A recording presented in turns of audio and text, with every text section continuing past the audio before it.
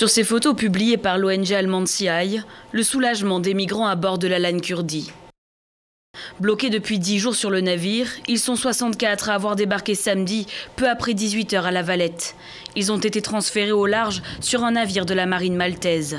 Leur errance a pu prendre fin suite à un accord de répartition passé entre l'Allemagne, le Portugal, la France et le Luxembourg.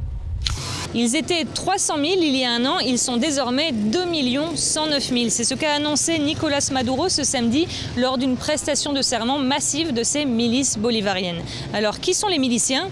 Des hommes, des femmes, des personnes âgées. En fait, tout le monde peut en faire partie à condition d'être majeur et d'avoir la nationalité vénézuélienne. C'est un corps de sécurité civil, bénévole, qui a reçu une formation idéologique strictement chaviste et a appris les bases du maniement d'armes et des techniques de guerre. Tous ceux à qui j'ai pu parler m'ont affirmé qu'ils étaient prêts à mourir les armes à la main pour défendre le chavisme face à une éventuelle intervention armée des États-Unis. Ramenez-nous nos filles, maintenant, et vivantes.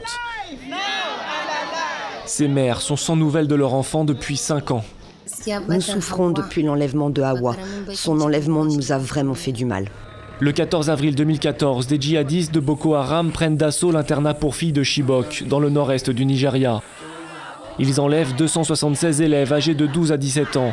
Certaines ont pu s'échapper, d'autres ont été libérées en échange de prisonniers ou de rançons, mais 112 d'entre elles ne sont toujours pas rentrées chez elles. Sa façade a un peu vieilli depuis sa dernière rénovation en 2011, mais le Normandie garde encore fière allure, même s'il n'affiche plus aucun film depuis 9 mois.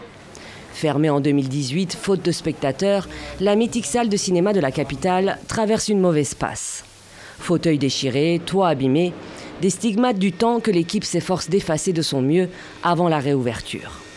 Des spectateurs qui avaient déserté les lieux après les attaques de Boko Haram en 2015 et le plan d'urgence du gouvernement en 2016. Le cinéma reprend enfin vie.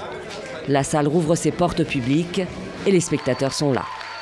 À l'écran, double jeu, un court-métrage tchadien d'Aïkal Zakaria, alias Al Kanto.